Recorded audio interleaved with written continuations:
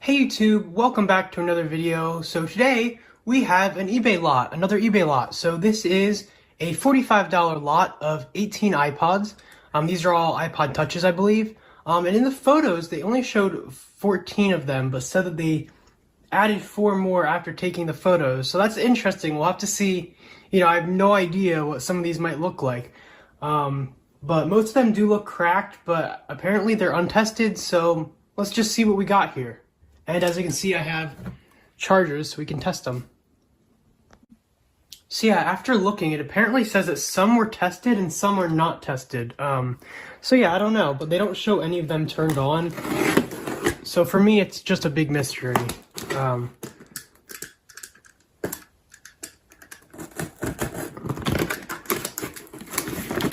Okay.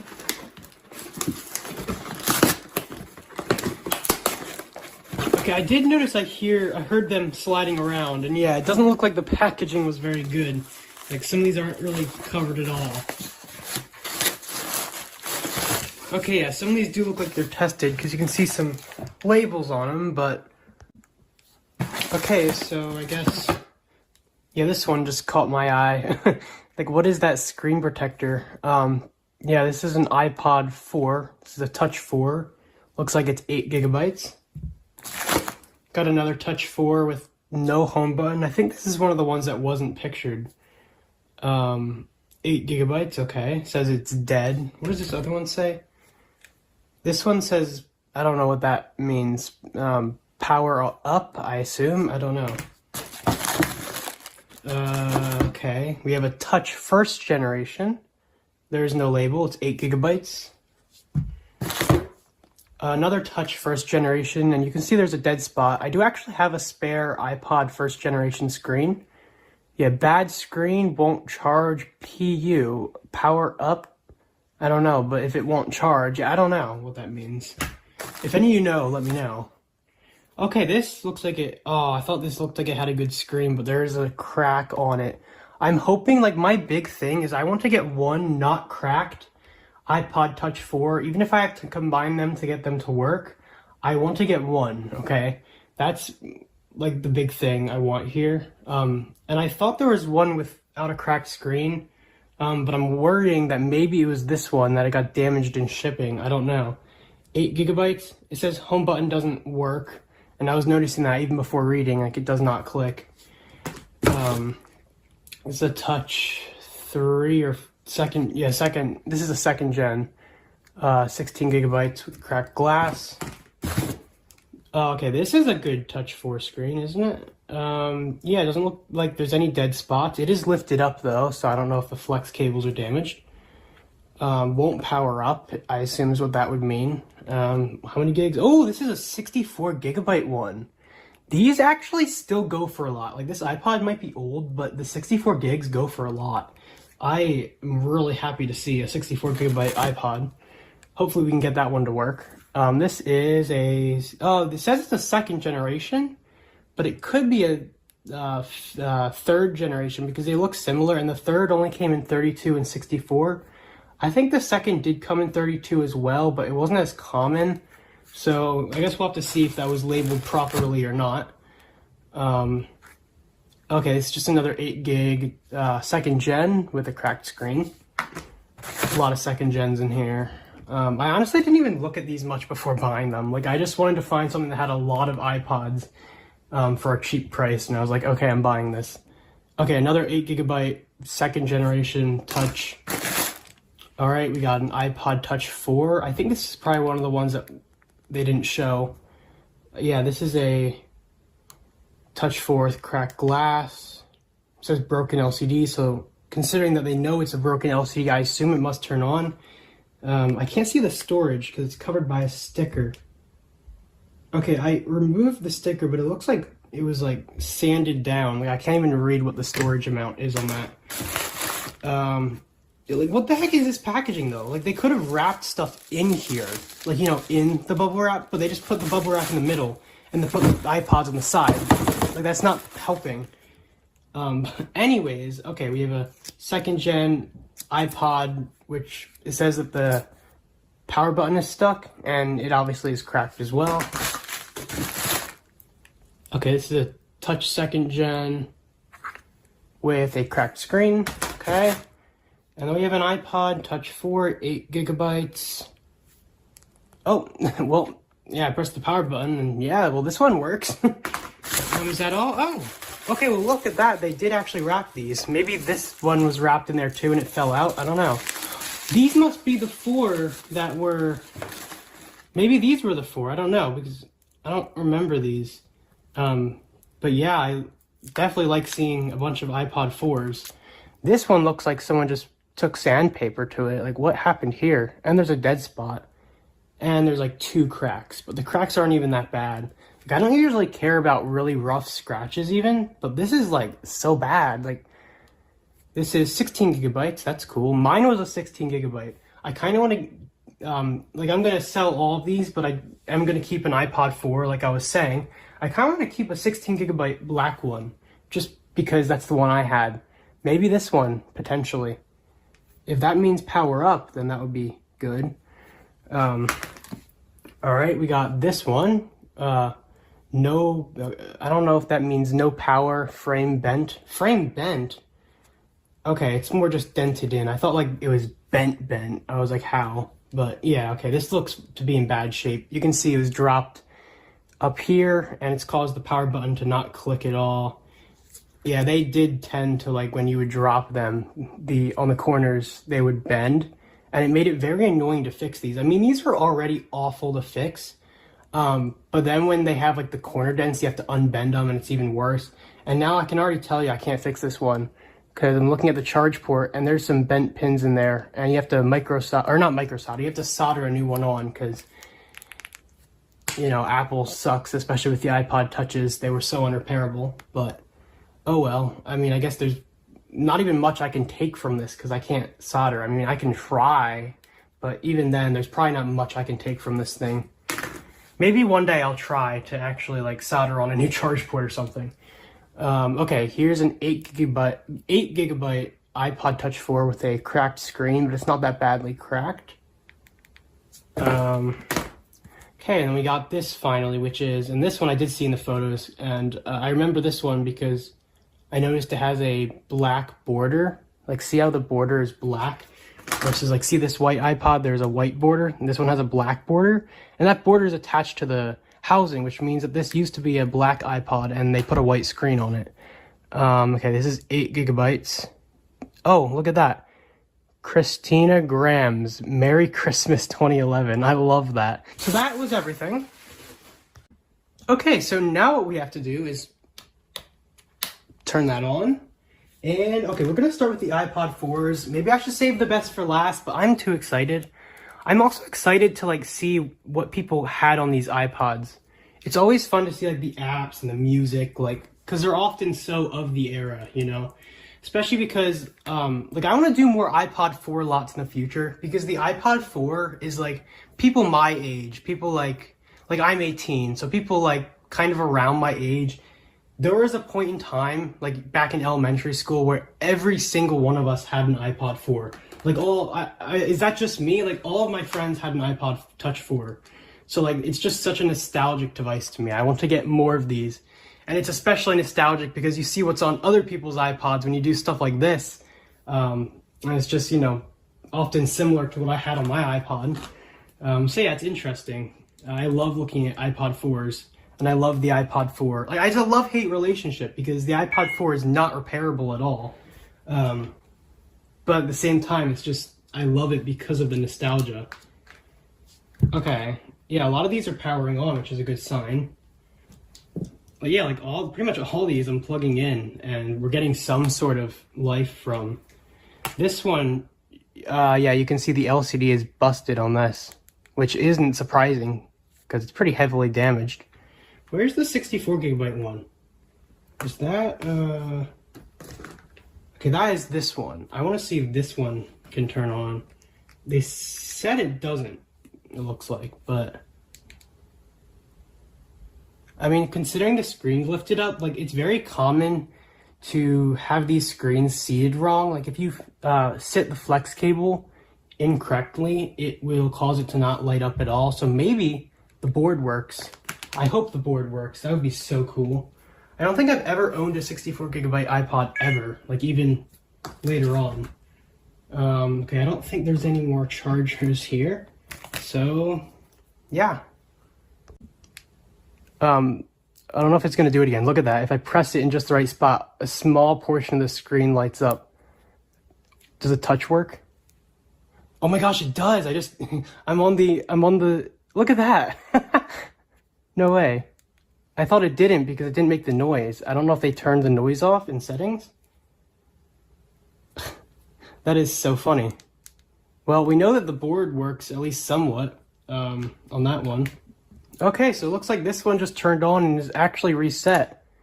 You can see the LCD is cracked entirely. There's this blob up here from a crack, which usually would kill it. And this is also definitely some aftermarket display. You can just kind of tell. It's not that bad of an aftermarket, but you can just kind of tell from the way it cracked and stuff.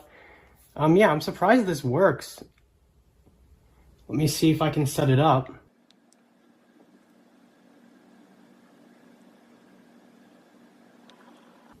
Okay, so yeah, now it's set up. Let's see what iOS version we're on here.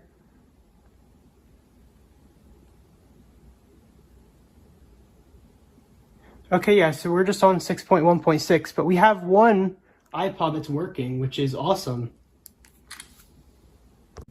So now that we know that iPod works, I can plug in this last Touch 4. Oh, this is one that they said is dead, but I can see a charge screen there. Let's check out this guy. Okay, so this guy is on. That's the one with the bad home button. Oh my god. That is amazing. This is why I like looking at people's iPods. I don't know if that's weird, but like, come on. It's kind of funny. I'm gonna assume that there's Drake on this iPod, but yeah, there's not much on here though. Like, we got junk. Yeah, there's like, all this is just the stock apps actually, just in folders. So I swear I did not do this. It's literally named Samsung, except there's no A. I thought, like, you know, since this has a replacement screen and used to be a black iPod, like, you know, this is something that was really important to the person. They had all this stuff on it. There's really not much on here. There's a few songs. This is Christina Graham's iPod, by the way. So sorry, Christina, for revealing your Drake obsession. But yeah, so this is an 8 gigabyte iPod, and it does seem to work. But yeah. So apparently I lied about that being the last iPod to plug in. There's still 2 more. So let's plug in the one with a good screen here. One of these has a bad charge port. It must be this last one.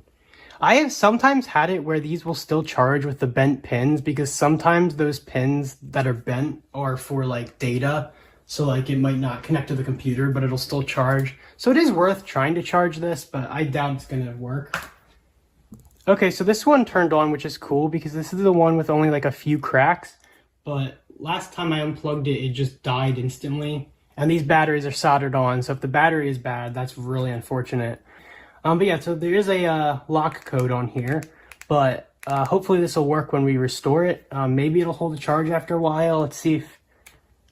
Yeah, it's not holding a charge right now, which is unfortunate, but I guess I'll just keep this one plugged in then, because I'm hoping for it to hold a charge. But anyways, yeah.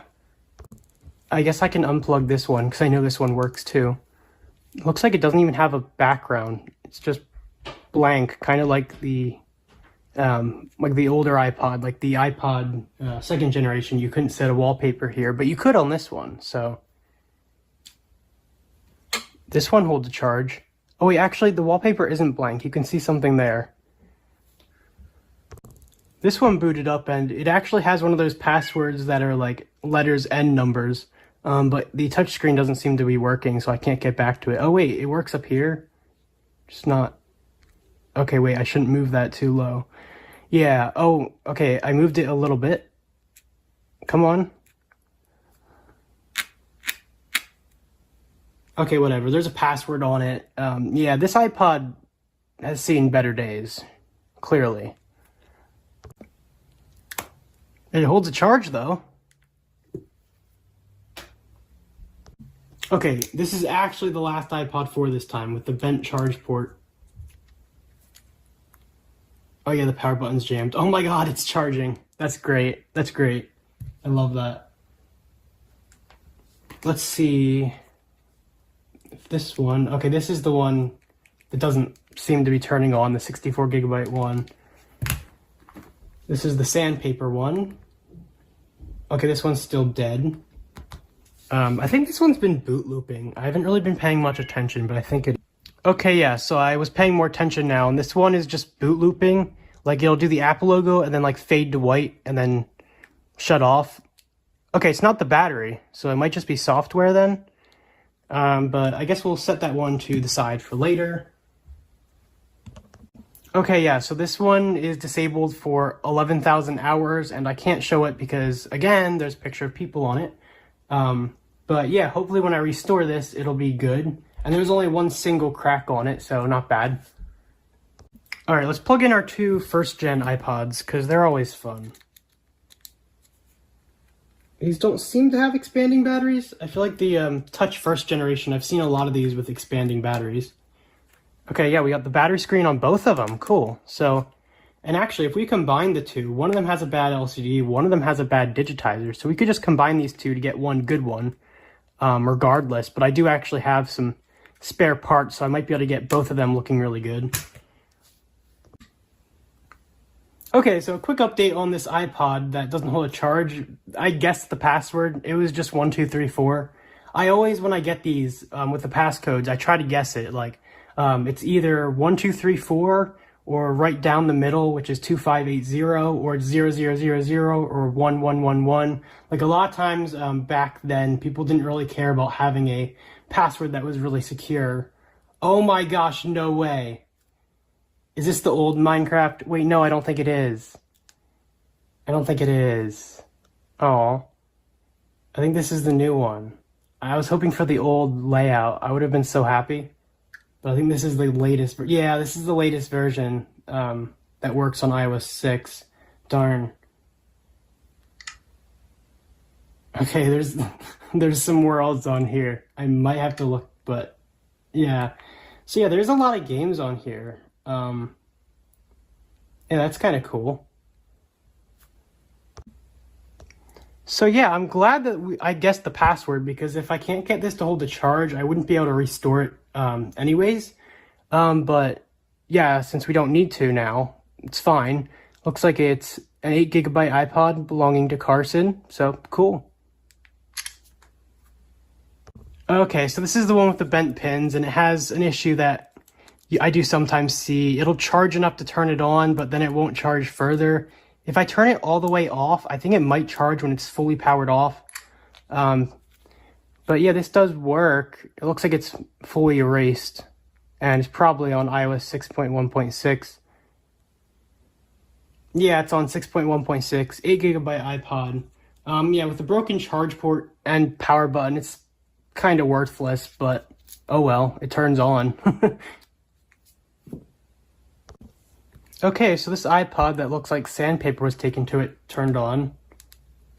Okay, I guess the home button. Oh wait, no it does. Sometimes these will like work, sometimes like, yeah, see that first press didn't work. Okay, yeah, this is working. I assume the battery doesn't hold a charge because it says it's fully charged. That's not a good sign. A lot of these might not be working because they sat so long and they hit such a low power state that they won't turn on. A quick tip, like if you have an iPod or an iPhone or an iPad or whatever that you pull out of your closet, doesn't hold a charge, or it's boot looping or whatever, try one of the iPad chargers, like those 12-watt ones, because sometimes the extra power will get them to turn on, and sometimes they won't hold a charge at first. Like, I had a 3GS that I thought the battery was shot on, but I used an iPad charger for like, it literally took like 24 hours, and then it finally held a charge. So yeah, I just thought I'd mention that. Yeah, okay, this iPod, it says Billy's iPod, 16 gigabytes, 6.1.6, so it doesn't look like we're getting much old version stuff here. Okay, now it doesn't say it's fully charged. I'm gonna leave this one plugged in, see if it will hold a charge or not. This one looks like it turned on. It's disabled, which really is annoying because you can't really restore these iPods very easily with iTunes anymore. You have to use, I think, an older version or something. So that'll be fun, I guess. But yeah, it does work, so that's definitely good. I wish that you could still restore these in iTunes, Apple. Okay, I just pressed the power button on this and it started turning on, so let's see. Okay, well that's booting. Let's plug in all of these second and third generations. I guess I waited so long for these because they're not as exciting to me. I don't know. Especially because these are like the least valuable of all of them. Like even the first gen touches are worth more just because of how old they are. But these are worth nothing, especially when they're cracked. And they're annoying to work on, so. Okay, we couldn't get these plugged in. We got most of them plugged in though. Okay, so this one turned on and then immediately died. But yeah, this one, it does show that's charging, so I want to see if it'll hold a charge. Okay, it does. Cool. Okay, sadly, I'm going to give up on this 64 gigabyte iPod, at least for now, because it's not showing any signs of life, no charging noises or anything like that. So we will plug in our last two iPods here.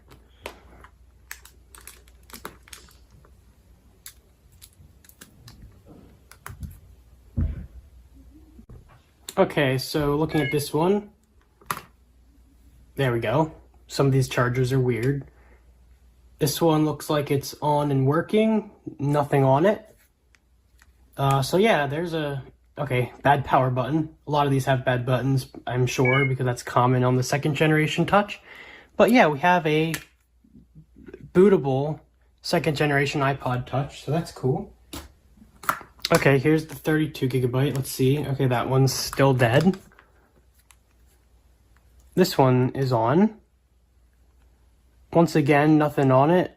Judging by the voice memos, I think that's one of the older ones. I think this might be on an older version. You can downgrade these, but it is kind of annoying. Okay, yeah, so we're on 3.1.3, and this can go up to iOS 4, so that's kind of cool. Let's see, does this have good buttons? Oh, the volume up does not work. Volume down works. Not really. It did work. Yeah, they don't feel right either. The power button doesn't work? I swear it worked before. Okay, yeah, this iPod has some button issues, clearly. Holds a charge, that's cool. Is this one on yet?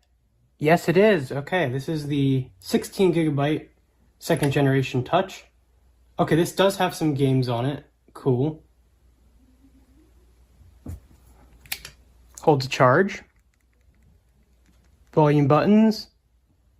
Oh, the power button ruined it. It's not clicking right, but it does work at least. See, all these buttons at least work somewhat on this one. But see what I mean? These all have button issues. And it's usually from dirt, but yeah. This one turned on pretty quickly actually, but just to a white screen. Let's see if this will do anything, although I'm sure it probably won't. Even if it would, the buttons are probably broken, but yeah, it's not doing much of anything. Holds a charge. The white screen could be from water damage, by the way. Well, I don't know, but okay, so this is the 32 gig, right? Yeah, this is the 32 gigabyte. Oh my gosh, it's jailbroken. We got the unfold. All right, oh, we got a green dock here. Oh, yo, this is cool. This is cool. We got Dreamboard on here. Do you guys remember this? Oh my gosh, yeah. Dreamboard. And you could like make it look like Android. I remember Dreamboard on my iPod 4. Oh, we got some themes on here that weren't the default ones. Yeah, this is cool. This is really cool. How do I go? I want to leave. Hold on. Wait, what? How do I don't know how to use this. Help.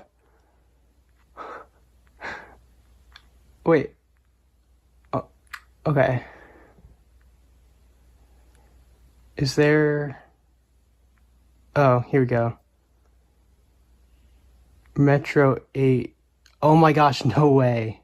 No way, this is so cool. There's a Windows Phone theme on here.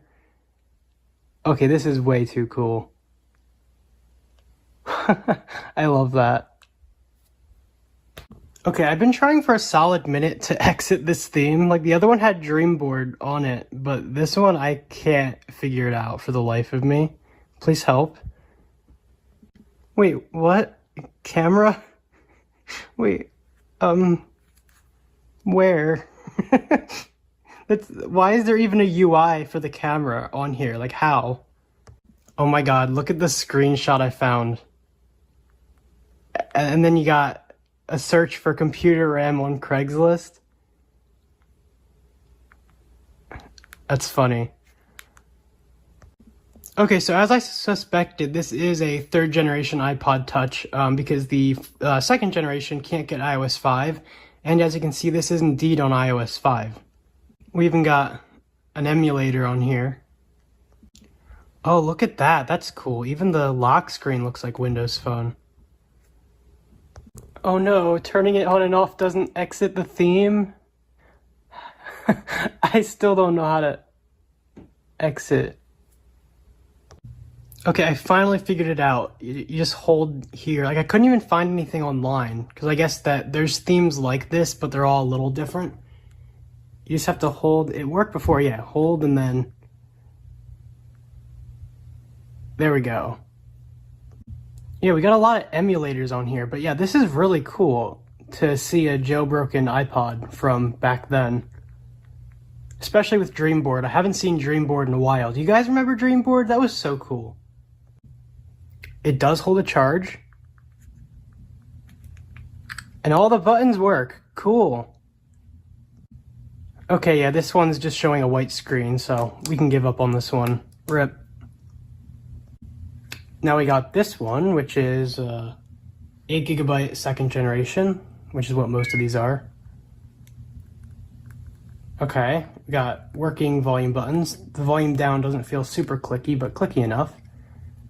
Okay, yeah, so all of them work fairly well. I mean, the volume down actually is loosened up now. Sometimes like that dirt breaks up as you use it, and then it'll stick again.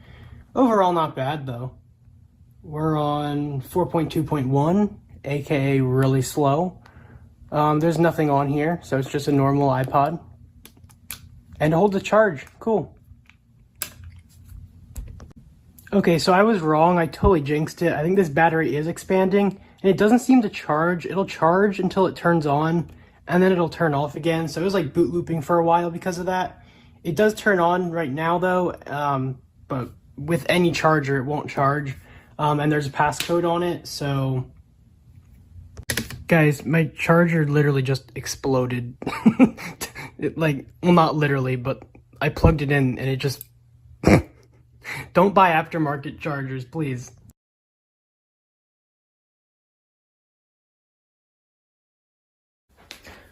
Okay, so just a quick recap. Here is all the iPods. This top row is all of the ones that do turn on to the home screen. This one needs to be plugged in, but they all do go onto the home screen without passwords or anything. So we have, this is an iPod Touch for 8GB. This is an iPod Touch for, wait, actually, I don't know how many gigabytes this one is. This one is the one where you can't see the gigabytes on the back. Okay, it's 16GB, so that's cool. And then this is a Touch for 16GB as well. And then this is a 8GB. And these all have various issues, but they do all turn on.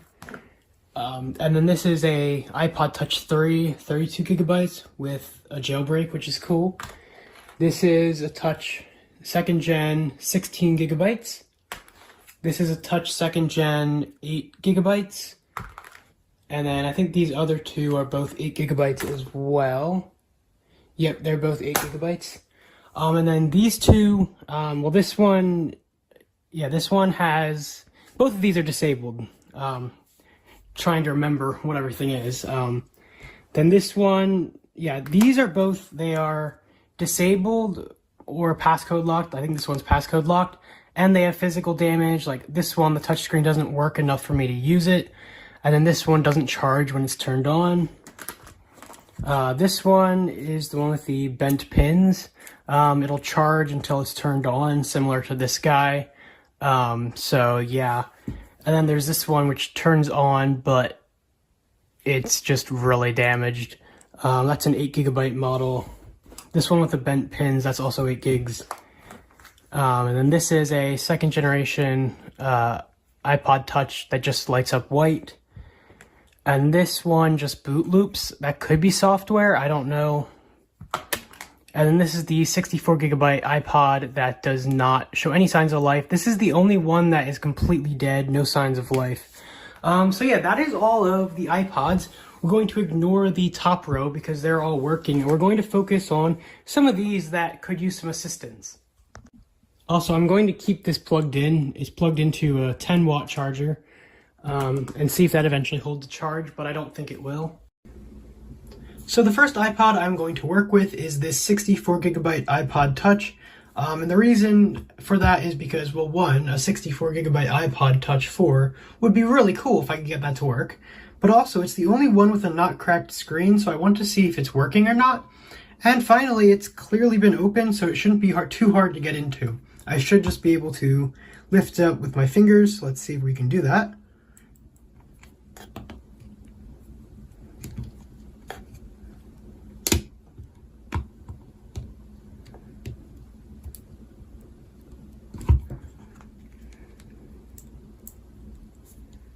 Okay, I was wondering why it was so hard. It looks like the screws for this metal shield have been removed, so it's just lifting up the entire metal shield with it, which I don't want. So let me get my pry tool here and slide that in between them. So once I got that free, I lifted the display up, and I could tell that there was not any screws whatsoever on the shield. But I basically just reconnected the LCD connector several times until I got it to sit correctly, because it looked like that wasn't connected.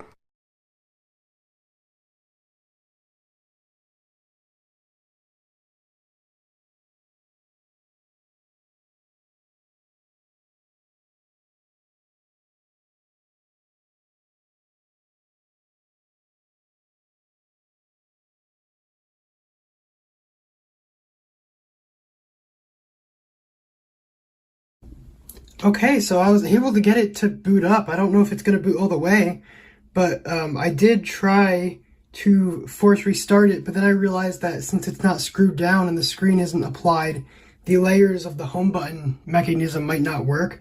So I was holding down this shield with 2 fingers, like that, and then with this finger I was pressing with my fingernail, pressing the actual button itself while I pressed the power button. I almost gave up. It took a while for the Apple logo to show up, but that's very exciting. And the screen doesn't look like I broke the LCD. Or wait, there is a small amount of dead pixels here, but that's not where I hit it with the tool. But yeah, there is a little bit of dead pixels. It doesn't look like it's cracked though. That's not that bad. Let's see if it responds to touch though. So I sped this video up, but this actually took a very long time to actually boot.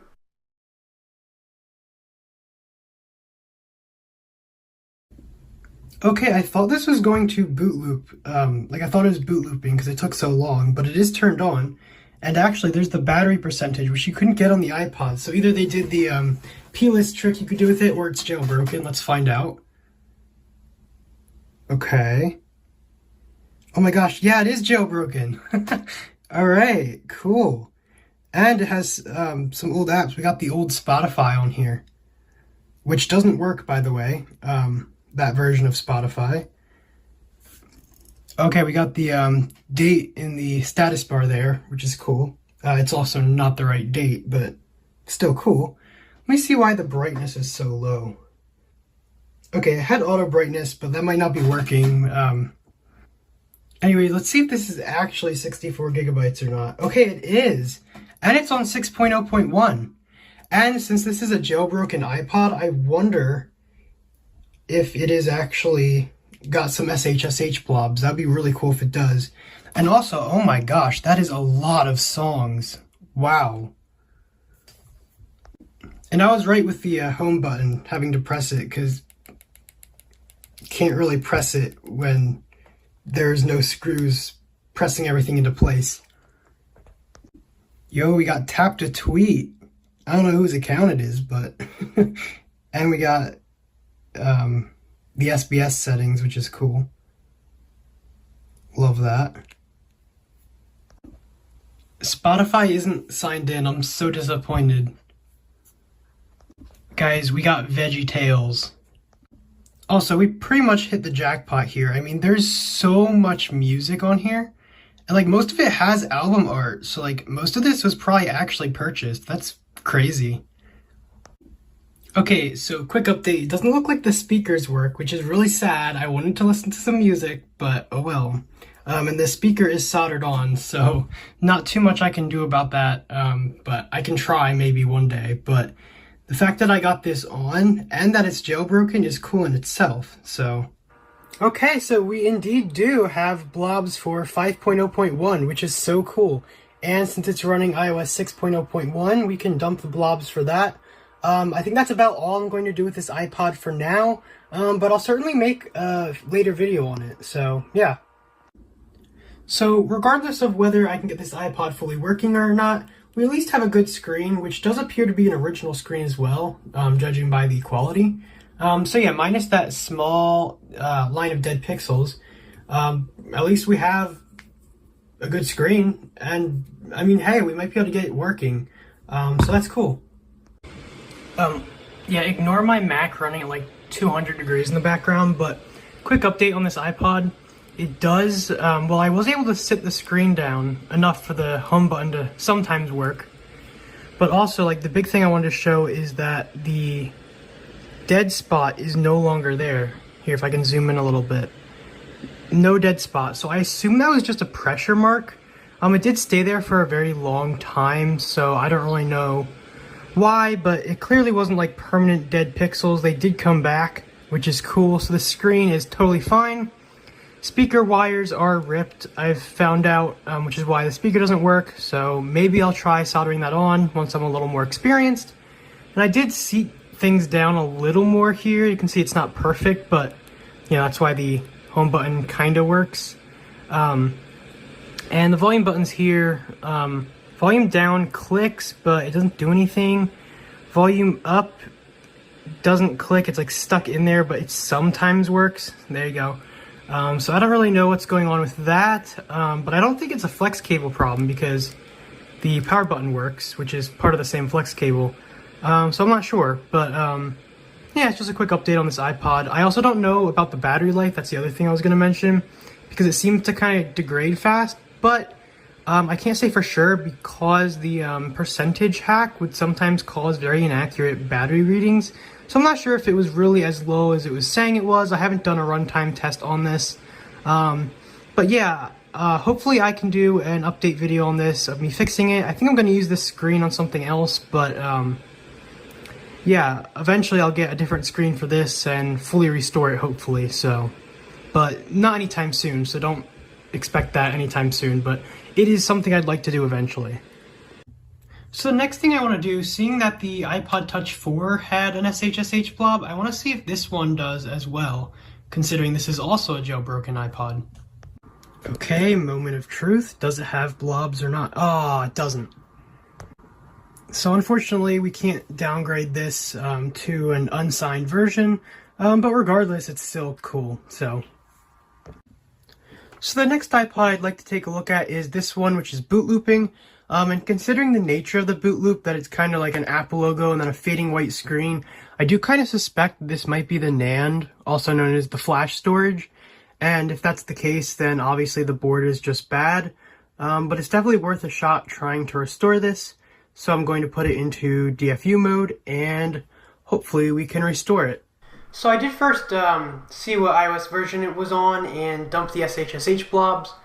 And it was actually on iOS 6.1.3 and we dumped the blobs for that. So considering that it did successfully dump the blobs and then it wasn't on the latest version, perhaps there isn't a restore issue, because usually if there is an issue with it restoring someone would have tried already and it would be on 6.1.6 from them trying to restore it, but it wasn't.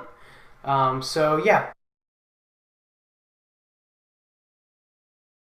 So here I'm just checking to see if there are any other SHSH blobs saved on a server, and there are not, but it was worth checking.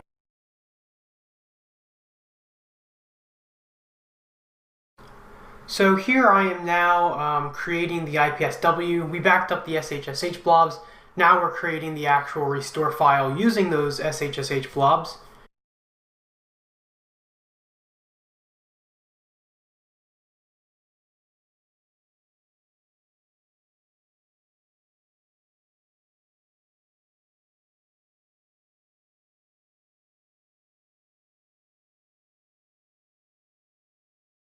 So the IPSW is done being created, so we now just have to put the device in pawn DFU mode and restore it. We have iTunes 11 here, which should work with this.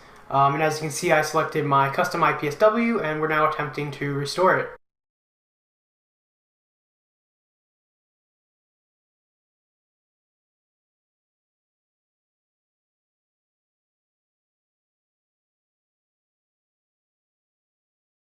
So as you can see, the restore did fail, and we got an error that is common with dead NANDs. So at this point I'm like, oh, it's got to have a dead NAND.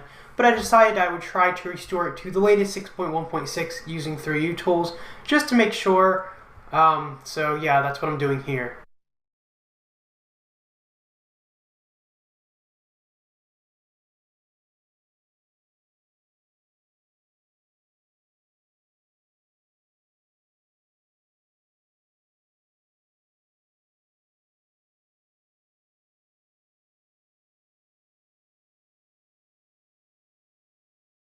And as you can see, it just did that white flashing thing and the restore has stopped. So I pretty much confirmed at this point that it does have a dead NAND.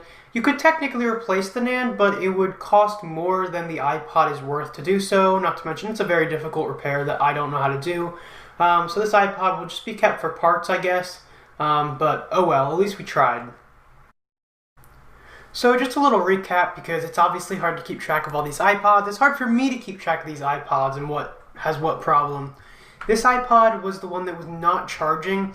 Like this is an iPod first generation. It would charge enough to boot, but then once it booted up, it would not charge. And because the charge was so low, it would shut down pretty soon after. But when I was like messing with this iPod, like this is one where the housing is slightly bent.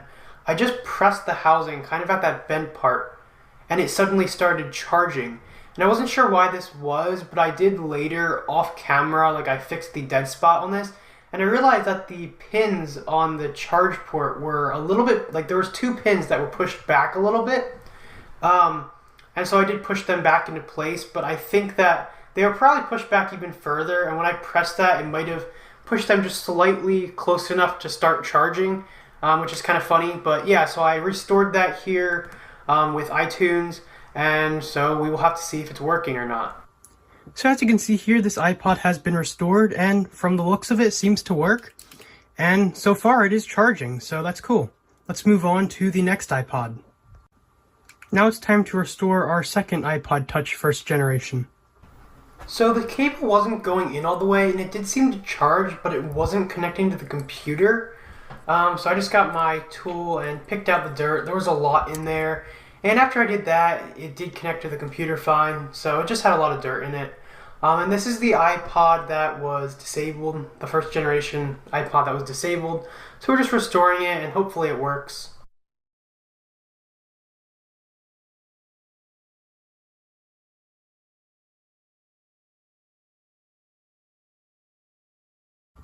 So as you can see, this iPod restored just fine as well. So both of these are working. And I just thought I would mention that the bent housing here that I thought was because of an expanded battery, that's actually not why at all. Like when I was just messing with it, I realized that this back comes off very easily. I bet it was removed before. And as you can see, the battery's not expanded at all. So the next iPod I'm going to take a look at here is this second generation that only lights up with a white screen. Can't hear any unlock noises, so I assume it's not responding to touch either. A lot of times this happens with water damage, The second and third generation are notorious for surviving a lot of water damage. So the fact that it is turning on but does have issues, there could be really bad water damage. I don't know. It could be another issue. I'm just going to see if disconnecting and reconnecting the screen fixes the problem. So it's honestly been quite a while since I've had to open one of these, and it shows. These are not really easy to open, and people sometimes have asked me, like, what's a good way to open these? How do you do it? I don't know. Like, it's just something that you kind of pick up on as you try several times. But I've broken screens trying to open these iPods countless times before I got the hang of it, and it's very easy to shred that rubber around the screen. Which I probably did a little bit here. It's just so hard not to. But yeah, eventually I did get it open after breaking several of my plastic picks. So that sucks.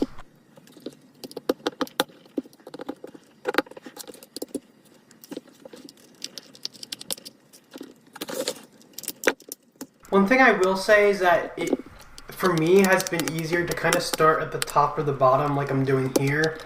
And then and then it also helps to kind of like use several picks. Like, I'll often keep one pick kind of wedged in one place, as you can see me doing here, and then use another one just so when you're prying up one part of the screen, another part doesn't snap back into place.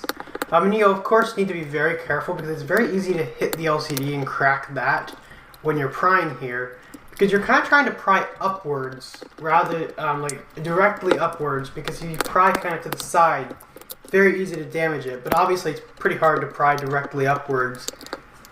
So it's just something you really have to get the feel for.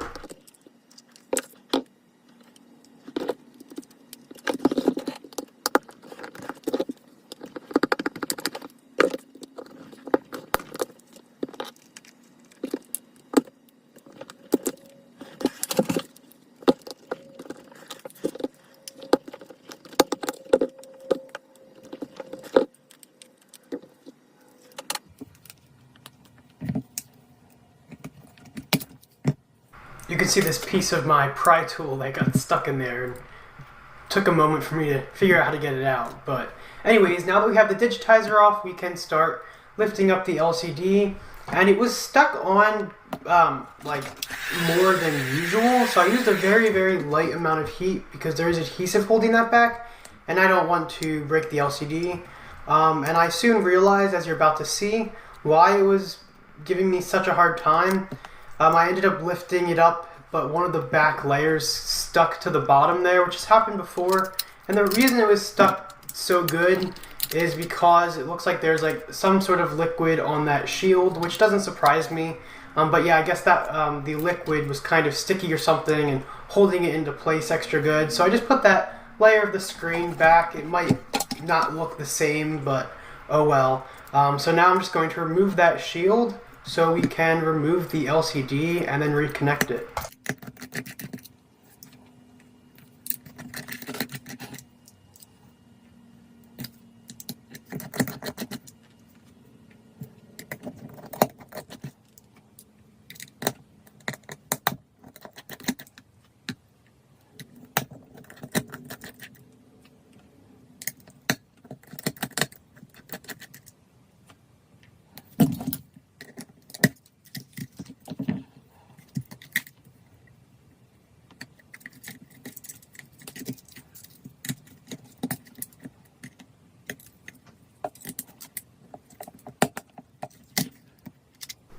So as you can see, it still lights up white after disconnecting it and reconnecting it. So it's most likely that this LCD is bad, but I'm going to try a few other things first.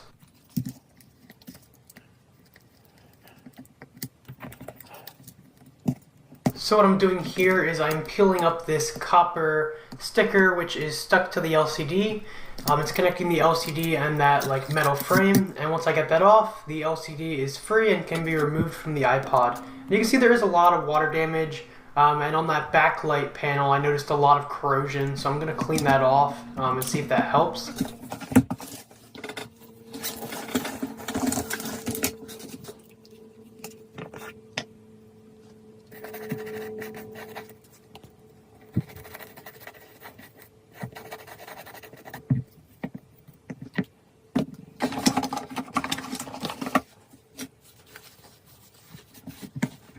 I'm also just cleaning that back panel, which was stuck to the metal frame with like sticky liquid, so just figured I'd clean it off as well, and clean off the LCD a little bit while I'm at it. I then moved over to the digitizer, decided to clean that as well. There were some peeling pieces of rubber from when I pried it up, which would have just been hanging loose, so I kind of picked those off. And then I'm using some isopropyl alcohol to clean it up because there was some corrosion around the home button area, which I don't think was affecting functionality because the home button worked, but it's definitely good to clean corrosion when you see it. And finally, of course, I'm cleaning off the metal shield as well. So reconnecting the LCD, I'm not reconnecting this properly because I'm just using it to test, but not only is it still lighting up white, we did get some isopropyl alcohol underneath the display, but I mean, I think the display is bad anyways, considering that I can't get it to light up properly. Although it could be the iPod itself, I'm not entirely sure. So I'm now basically just trying to sit the LCD down properly. I remember I installed it properly eventually to see if that would make any difference. I tried to install the digitizer so I could hopefully like force restart it with the home and power button, because sometimes it will light up white when you connect it while it's turned on, which you shouldn't do. It's just that I couldn't turn this off.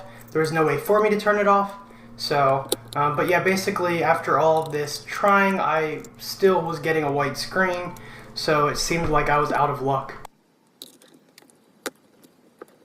I'm not sure if I mentioned this before, but my goal with this lot is to fix these iPods without using any external parts. Like, I'm trying to just use parts from the iPods in this lot.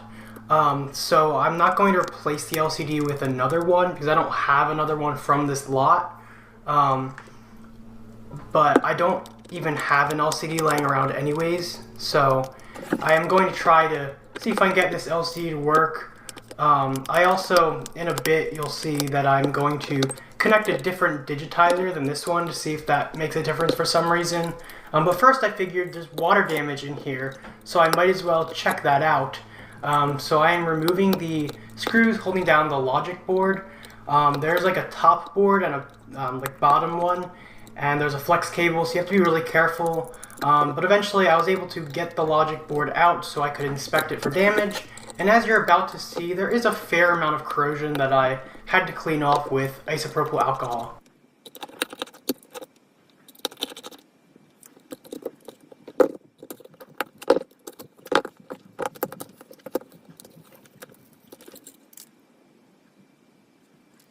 So taking a closer look, you can see the top board has a fair amount of corrosion, and on the bottom it's pretty bad, and there does seem to be a lot around where this sticker is, so I'm about to remove that so I can get the corrosion that might be under that sticker. But yeah, it looks kind of bad. I've definitely seen worse, and you can see some spots on the housing here from the corrosion. So yeah, I'm just going to take my toothbrush and isopropyl alcohol and just clean off any corrosion I see. I also end up removing the speaker. It's kind of like held down with this EMI shield, but like one of the removable ones. So I lifted that up, which revealed some chips, and I cleaned those off. They didn't end up being that corroded, but just in case. And then I cleaned off the housing, of course. And I also took the buttons out to clean them so they would click again, because they weren't clicking very well. But after I cleaned them, they started working. Like a lot of the times with these buttons, the only real issue is just dirt. But there can be other issues, but sometimes you don't have to replace the flex cable and it's just dirt, which is nice, and that was the case here. It is a shame that it's very hard to replace that flex cable because these iPods are hard to open, but since we're already in here, I figured I might as well.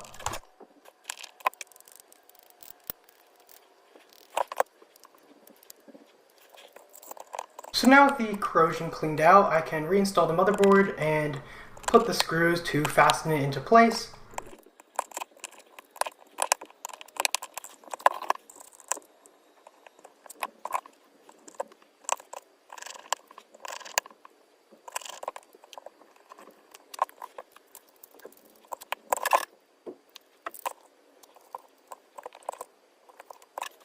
So as you can see, it's still unfortunately lighting up with a white screen.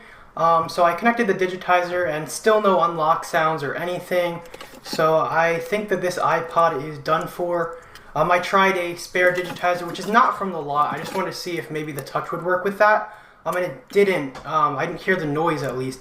I tried plugging in headphones because I figured maybe it was just quiet, but it would play through the headphones. Still heard nothing. So yeah, at this point, I'm kind of out of ideas, but I have one more idea to see if maybe this will get the iPod to work again. So there's this little like shield with some capacitors on it on the LCD, and I figured, well, what if those capacitors are corroded, which might cause no display? And in removing this, there's a good chance I might have damaged the display, but at this point, I have nothing left to lose. They didn't look corroded, to be honest. But I did clean them off with isopropyl alcohol just in case. But as you're about to see, that didn't do anything. And it really isn't worth putting this much time into an iPod second generation because they're only worth like 15 bucks at most without any cracks. Like this one with the cracks is probably worth less than 10. But I just wanted to show you the process of me fixing stuff, and I like fixing stuff, so I'm okay with putting more time into things than what is really worth it. And I also just like keeping things out of e-waste, like if this iPod would have ended up working, you know, someone who doesn't have money for a nicer iPod could have bought it. But yeah, not for now. If I ever get a spare LCD, I will certainly try to fix this, but for now it'll just go in my pile of broken iPods. So on the left, we have the iPod that only charges when it's turned off because the charge port is bent. And on the right, we have the iPod, which, as you can see, only part of the screen works. So we're going to be swapping the screen from this one over to the other one. Obviously, it's cracked, but it's better that we have at least one working iPod, even if it's cracked, than two iPods with major functional issues. So the biggest challenge will just be getting the screen off without it like crumbling. Because on these iPods, they're just kind of glued into place, so when they crack, there's really just not much, like there's no frame or anything. So all of the parts are just loose. So I'm being more careful than usual, especially with all the adhesive, to try to lift it up without causing any damage. And as you can see, obviously some of the glass is stuck to the bottom, but I'm going to, as you can see, I'm lining it up kind of in order, and I'm going to try to just manually transfer all of the pieces. This obviously doesn't make much sense to do from a like a financial standpoint. It's not very profitable or anything like that, but I do think it is fun to get some of these iPods working if I can for free. I think it's just fun to do, and it keeps stuff out of e-waste. Like this iPod, if I can repair it successfully, might be useful to someone, even if it's damaged, especially if they can't afford a nicer looking iPod. So yeah, that's why I do what I do, because I'm sure people will ask, why are you bothering with these really damaged iPods if you're not going to replace the cracked screen anyways? But yeah, that's why. I just think it's fun, is basically why. So moving over to this iPod, I don't have to be quite as careful because the screen is already damaged anyways. So, you know, I'm using my metal pry tool, which I wasn't using on the other one. And as you can see, it is quite dirty in here, but that's okay. So we just have to remove all of this excess glass, remove that shield so we can remove the digitizer, and then we can hopefully install the new screen. Or not the new screen, the damaged screen that works a little better than this one.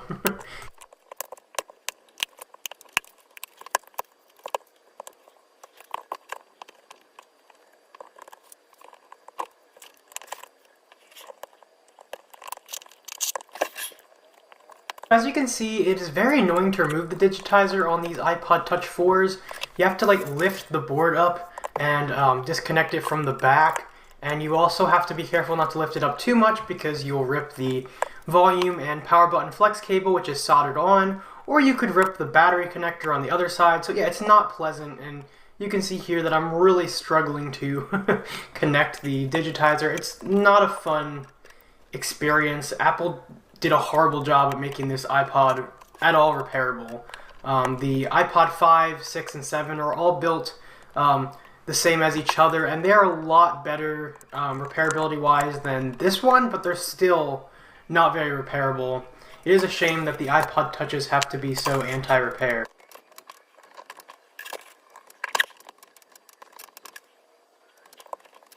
What you can see me doing here is trying to unbend the housing, because now I ran into my next problem.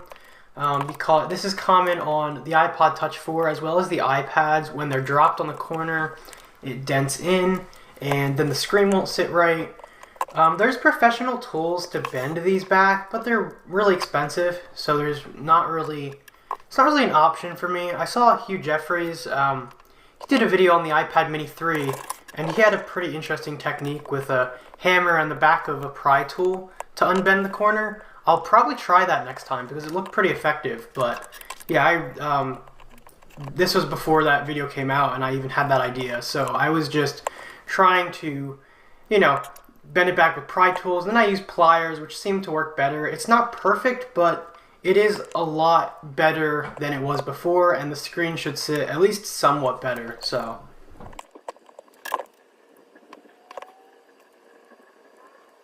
So yeah, you can see again I'm trying to connect the digitizer.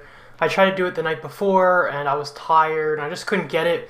So I picked up now, and I did it off camera. It took a very long time, but I did finally get it after lots of frustration.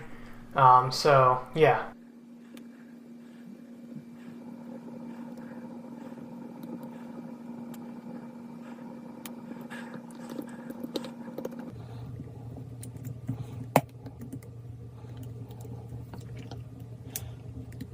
So with the digitizer connected, I now just need to connect the LCD cable, and as you can see, it is booting up, but there are some dead pixels on the screen, unfortunately.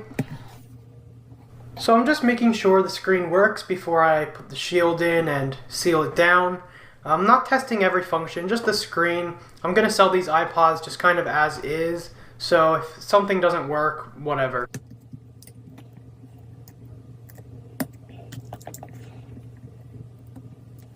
So now I'm just going to reinstall the screen shield, and then I'm going to glue the screen down with B7000 glue, which you should not use B7000 glue on something like this. I mean, maybe it's okay, but I mean, it's much better to use the adhesive. But obviously I'm not fixing this iPod, it's still in very crude condition, so there's no sense in me going out and buying the perfect adhesive for it.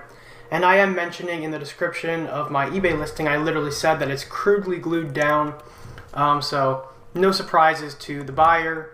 And once I glue it down, I am going to clamp it into place and leave it for a while so the glue can set. And then I put, there's obviously a missing glass which I kept, and I just kind of put that into place and glue it, kind of like a puzzle, which you'll see in a second. So surprisingly it fit in pretty well, so yeah, it was fun.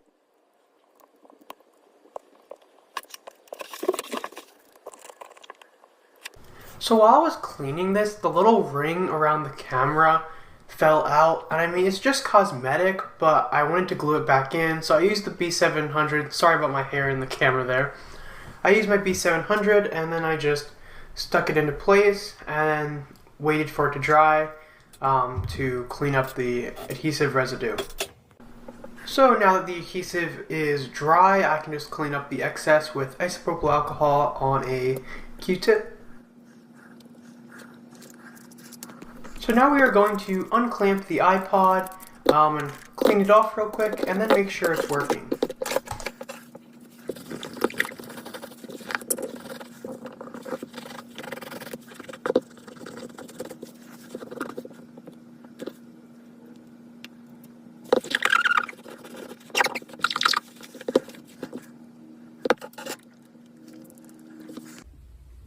Okay, so we now have a working iPod, and you might wonder why I spent my time doing this. I don't know. I mean, I guess it's fun to do for me. It's not like these are worth much, so it's not like I can sell them for much, but hey, I mean, one working but damaged iPod is better than two damaged not working iPods. So yeah, I don't know why there's these spots on the screen that weren't there before. Some of them look like pressure marks that might go away, but most of them appear to be dead pixels. But oh well, it does work, so good enough. And then I did reassemble this one just kind of for fun. If I can press the button here.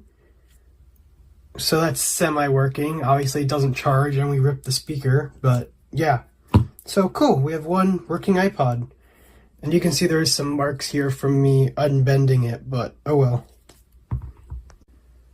And this iPod is on iOS 6.1, which is cool. So now we are going to take this iPod, which has bad touch and obviously no home button, and we're going to put this screen on it.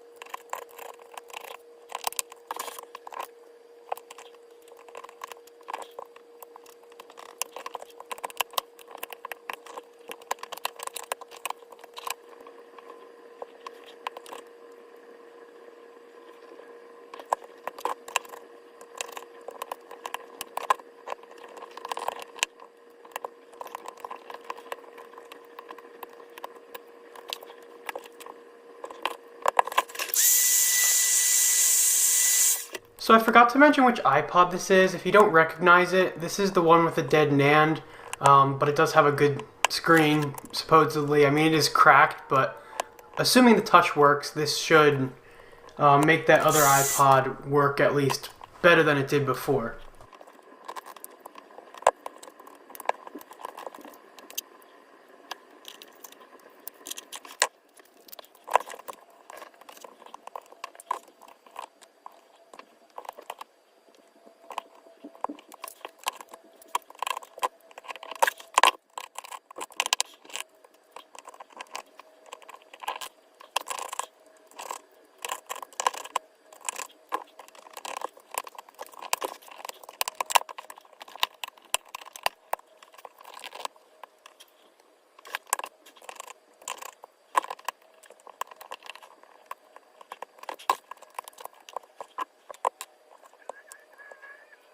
So you can see now I'm moving the cracked but functional, hopefully, screen over to the working iPod logic board assembly.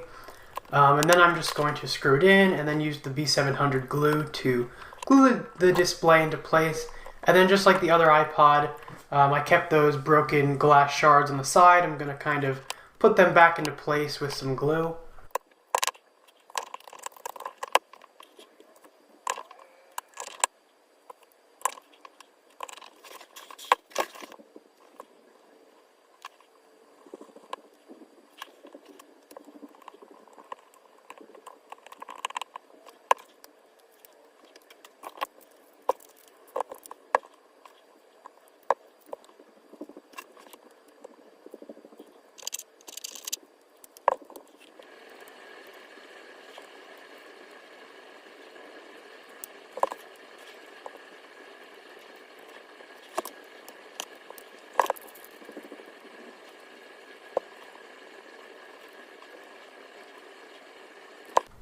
So now that I've given it time to dry, I can take the clamps off the iPod and see if everything is working.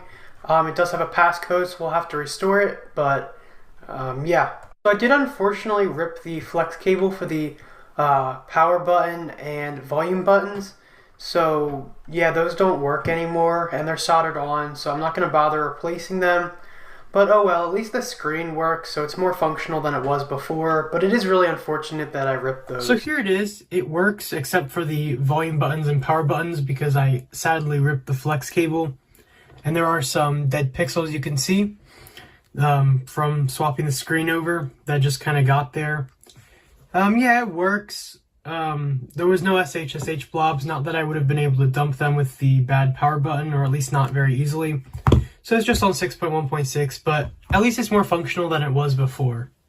Just to keep my spare parts in one place, I did reassemble the other iPod with the dead NAND and now the bad touchscreen. So moving right along to our next iPod, we have the iPod which had a cracked screen, but just one single crack, and it was disabled, but the home button was bad, so we couldn't restore it. So yeah, I'm just going to open that and fix the home button so we can restore this iPod. So we can see our problem here. There's supposed to be like a little black nub in the middle of that button, and there's not, so it must have just fell off over time, which is common. Like on the iPhone 4, there was a recall for the power button, and I think the iPhone 5 as well, and those issues were mostly caused by that same thing.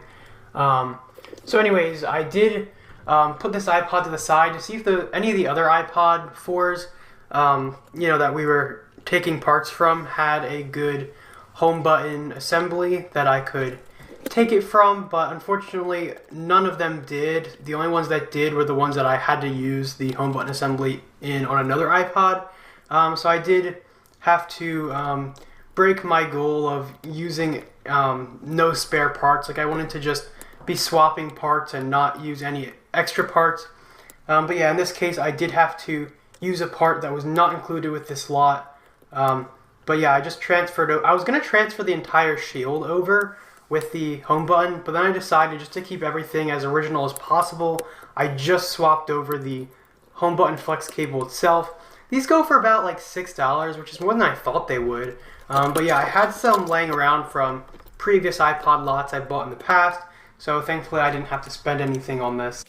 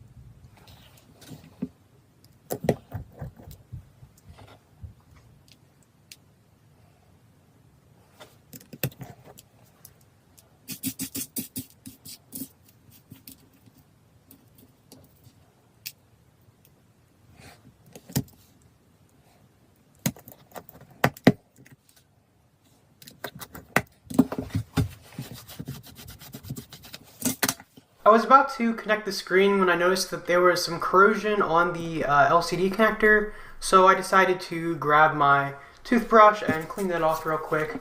There might be corrosion in other places, but I honestly didn't see any. And these iPods are very hard to take the logic board out without ripping flex cables, so that wasn't something I was going to do. But yeah, I didn't see any corrosion in other places, so I assume it was very minor water damage. So yeah, I just cleaned it off real quick and then closed up the iPod.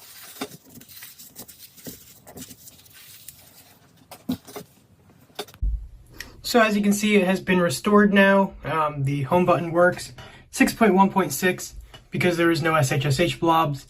Everything works, though I have noticed that about that corrosion we saw earlier, there is some like white spots on the screen, which I thought were just typical use. But there's, enough where it'd probably be from water damage. And there's even like a little bit of dirt near the battery indicator, if you can see that, underneath the screen. But very minor damage. It works perfectly fine, so this is a success. There's only a single hairline crack, so yeah. So now comes the painful part of removing these stickers. I could have probably done this a lot quicker with like adhesive remover or something, but I just used isopropyl alcohol and just various different tools to get it off. Yeah, I really wish that they would stop putting stickers on things like this. Like I get they need it for inventory and labeling and stuff, I get it, but I wish that, if they were to use stickers, that they could use something, less strong, like something with the adhesive strength of like a sticky note, because, then it wouldn't come off, but it also, would come off if you tried to get it off. Yeah, I spent probably an hour at least getting off all these stickers, and I didn't record all of it, obviously, because that's boring, but just showing you the process of me doing it on a few of them, so.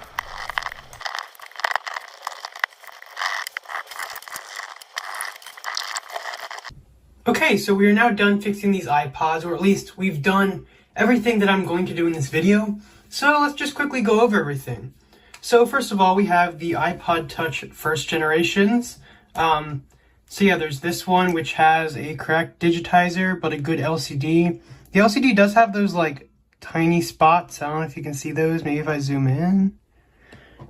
Yeah, it's pretty hard to see, but there's like very, very tiny spots, which is common on the first generation Touch. I don't know why that is.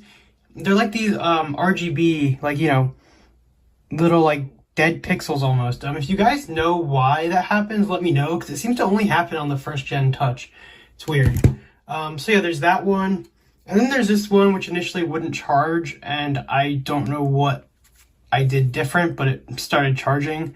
The back doesn't stay on very well, and it is a little bent. But yeah, this one works. There's some dust in between the layers and a big dead spot, but it does work, so that's cool. And that has a good digitizer, so we could swap the digitizer from this to here to get one good iPod. Then we have this iPod 2nd generation.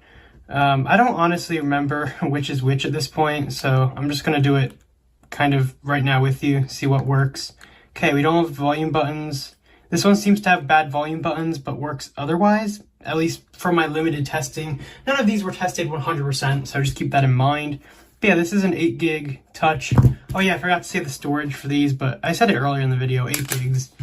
And then we have this touch 2nd generation with, yeah, that button doesn't feel great. It kind of works though. And the home button works. Okay, this one has all of the buttons are good. There does seem to be some liquid there. I don't know if that was from when I was cleaning it accidentally or if I just didn't notice it earlier, but there is some sort of liquid damage in that guy. And then this one was working, but now the backlight's dead. So like you can see I have my desk light right here, so that's the reason you can see it. But yeah, it's basically impossible to see because the backlight is dead. And I would say that I have no idea how this randomly happened, but when I was cleaning it, I noticed the, I don't know if I can show it, in the charge port, there's obvious signs of rust. And these iPod 2nd gens, and maybe the 3rd gens too, I don't know, but they were known for getting ridiculous amounts of water damage and still functioning. So my guess, like considering this worked initially, my guess is that this has a lot of water damage in it.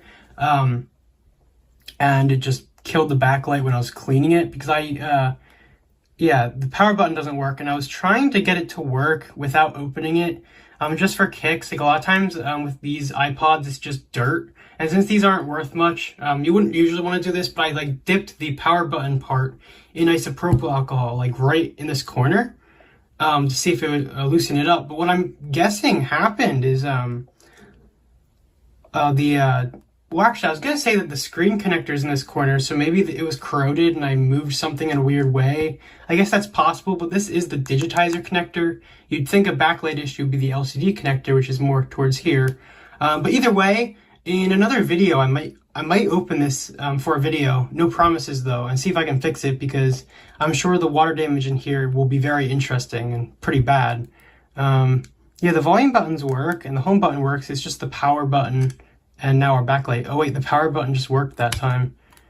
Okay, very occasionally if you press hard enough it'll work, but yeah, that's that. And then this is another 8 gig iPod Touch 2nd generation.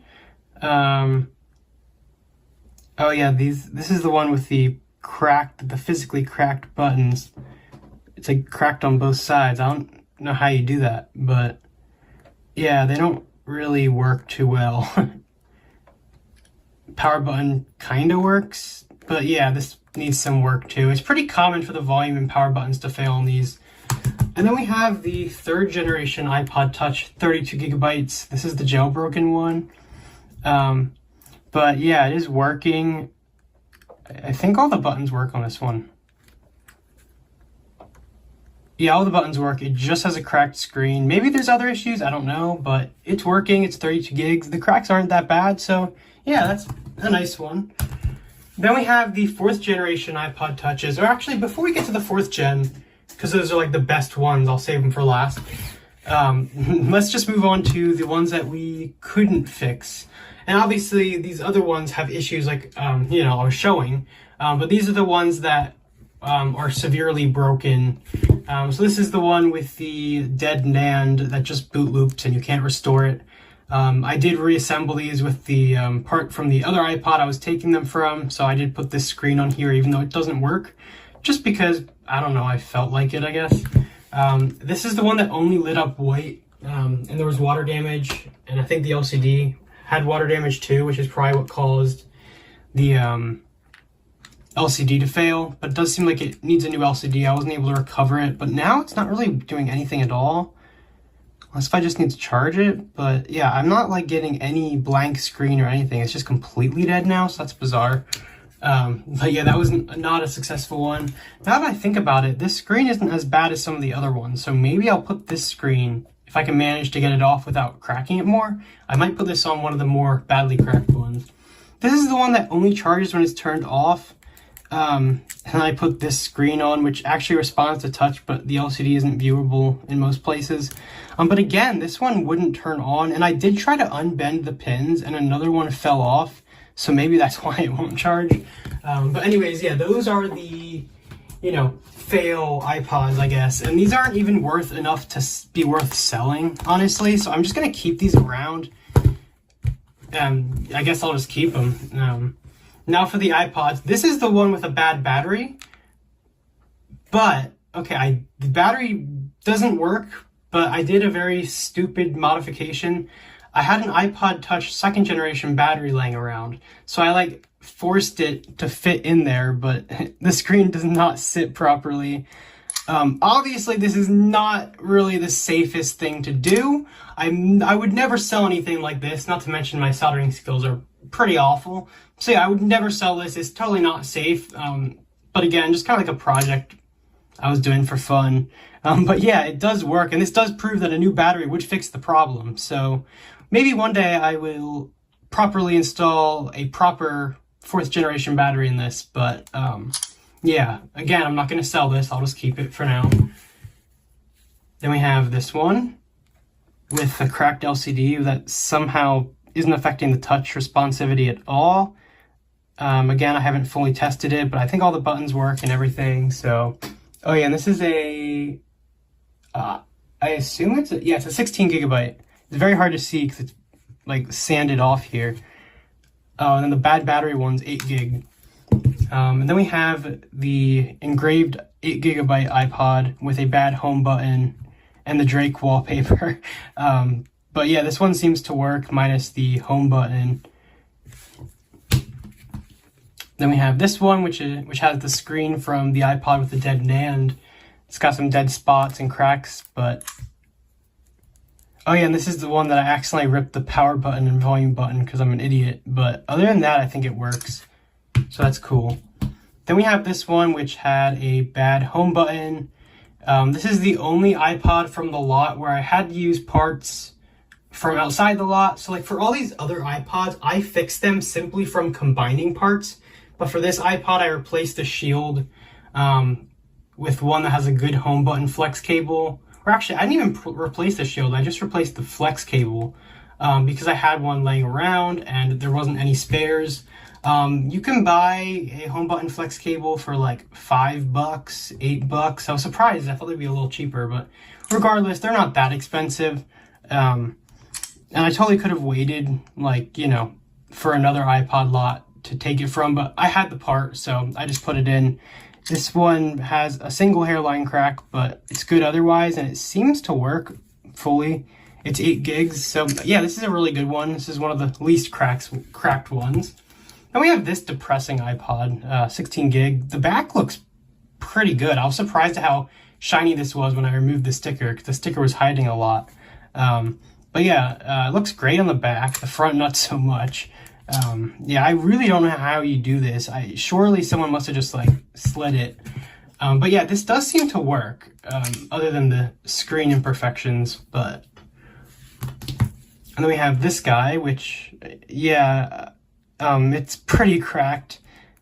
It does work. I think this one does fully work.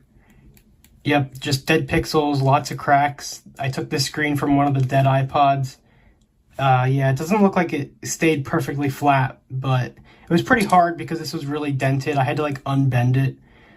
So yeah, I did okay. It's especially hard to transfer.